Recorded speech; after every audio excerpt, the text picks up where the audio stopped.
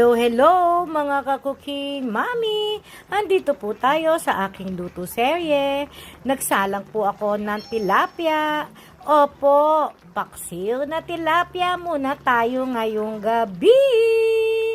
Meron po tayong, syempre, tilapia, merong talong, meron tayong okra, meron tayong sile, at syempre, meron din niyang bawang, sibuyas, luya. At syempre, suka na nilagyan na rin natin ng timpla ng asin, paminta at bechin, mga kakuking mami. O, diba? Iba naman ang putahin natin ngayon. Wag lang puro tayo baboy, manok. Mag-isda naman tayo.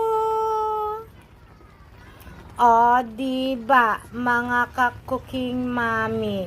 Anong say?